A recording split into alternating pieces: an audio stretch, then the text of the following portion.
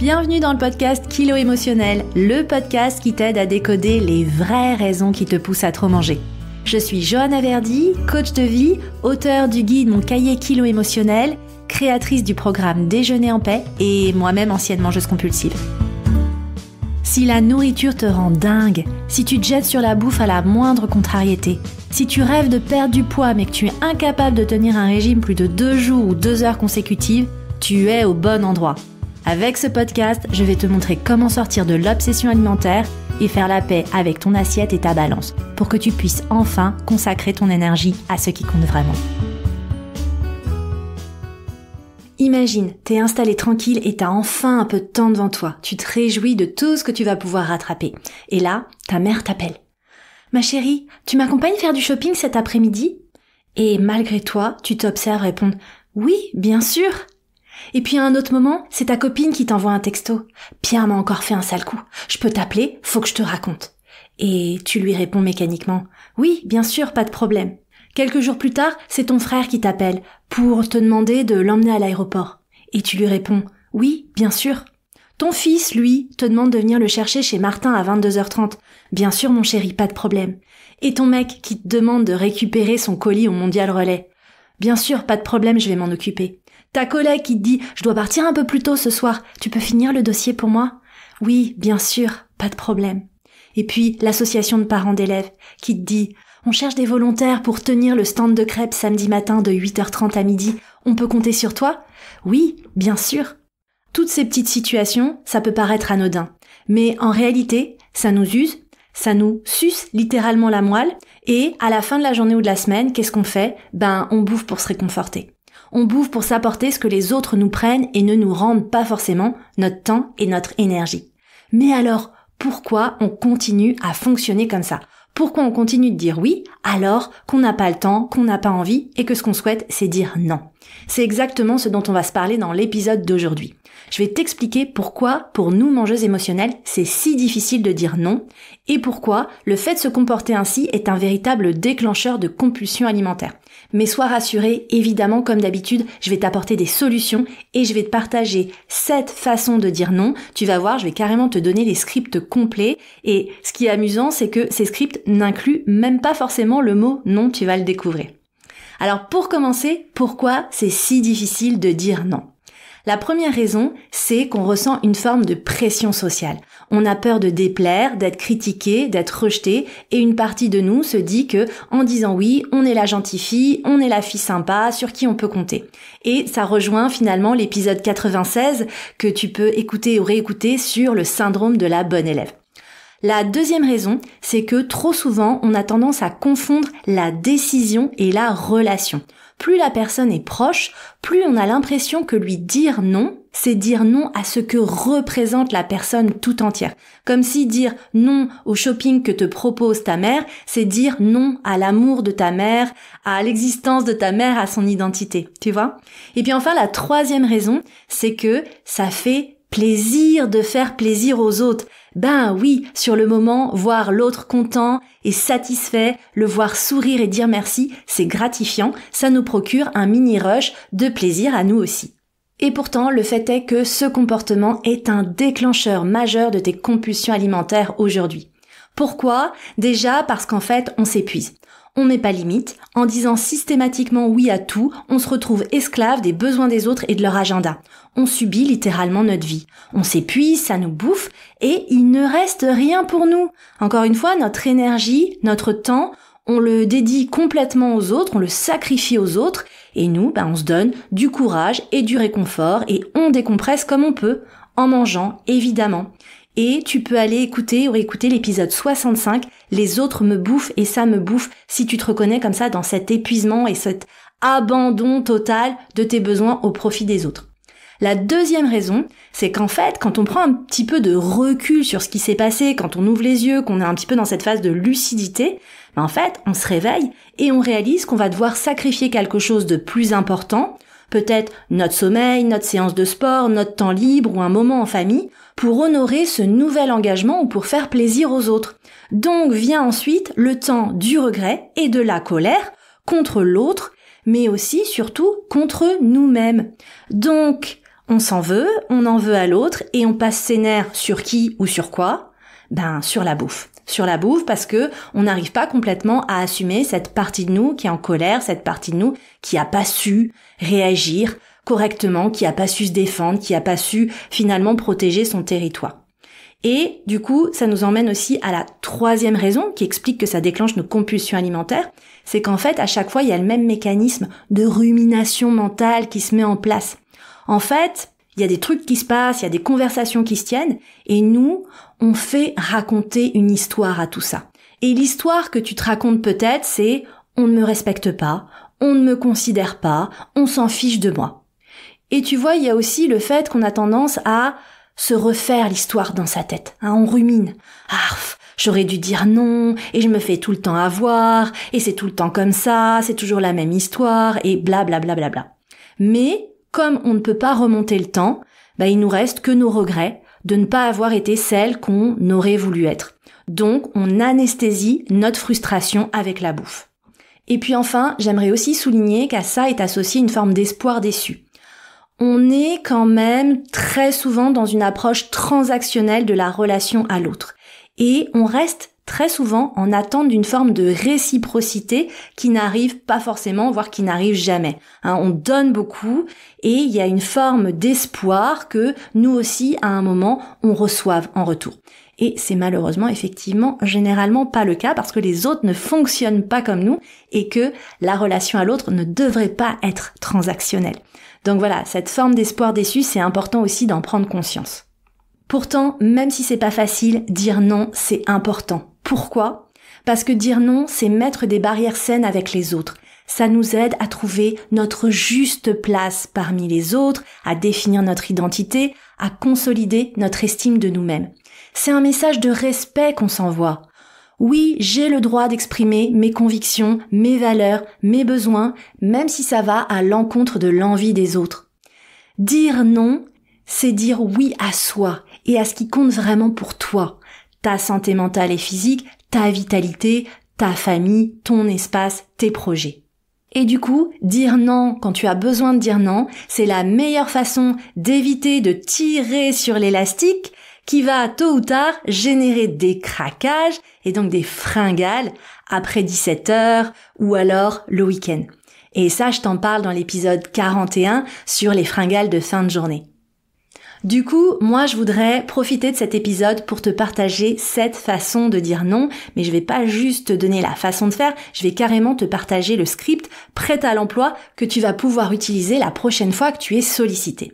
Dire non, c'est pas forcément facile, mais heureusement, tu vas voir, ça s'apprend et les scripts que je vais te partager vont vraiment te permettre de passer à l'action clé en main sans avoir à réfléchir. Alors, la première technique, c'est ce que j'appelle le non soft, que tu peux aussi appeler le non mais. Exemple concret, je te donne le script. Moi, j'ai une ancienne cliente qui, en fin d'année dernière, a commencé à se reconvertir dans la sophrologie. Vraiment passionnée, elle souhaitait me faire une démonstration de 60 à 90 minutes des nouvelles techniques qu'elle avait apprises. Et j'avoue, c'était pas du tout la priorité pour moi, c'était pas du tout le bon moment. Donc, je lui ai simplement répondu, vraiment merci de penser à moi, je suis très touchée, mais je suis débordée en ce moment et je te propose qu'on en reparle peut-être après les fêtes. Et le fait est qu'elle m'a pas recontactée depuis parce qu'en fait, elle n'est pas encore allée au bout de sa reconversion. Donc tu vois, le non mais, peut-être plus tard, peut te permettre de temporiser et de ne pas t'engager dans quelque chose qui n'est pas ta priorité sur le moment. La deuxième technique qui peut te permettre également de temporiser, c'est la phrase « Laisse-moi checker mon agenda et revenir vers toi ». C'est vraiment une phrase magique qui va te permettre de temporiser, de réfléchir et de répondre ensuite poliment que tu n'es pas disponible. C'est super utile si tu as tendance à ne pas être à l'aise quand tu es prise au dépourvu et à te sentir obligée de répondre tout de suite oui. La troisième technique, c'est le message automatique, un petit peu à l'image de ton email d'absence quand tu pars en vacances. Moi, en ce moment, je travaille sur un nouveau programme sur le sujet de la régulation émotionnelle. Du coup, c'est ma priorité et toutes les demandes entrantes de partenariat ou de collaboration reçoivent la même réponse automatique de ma part. Je suis actuellement concentrée sur un nouveau projet qui va m'occuper jusqu'à l'été 2025. Je ne suis pas capable de donner suite comme je le ferais d'habitude et j'en suis désolée, Joanne. Et vous savez quoi ? Personne ne se vexe et tous mes interlocuteurs s'adaptent simplement à mon indisponibilité en se notant de me recontacter après l'été. La 4e façon de dire non va être hyper utile à toutes celles qui travaillent en entreprise ou qui travaillent dans des structures hiérarchiques où elles ont un boss, un manager qui leur donne régulièrement du travail. Peut-être qu'aujourd'hui, tu te retrouves dans une situation où, en fait, tu prends tout ce qu'on te donne. T'as beau en avoir ras la tronche, on continue de te rajouter des choses sur ta pile et toi, tu dis oui à tout.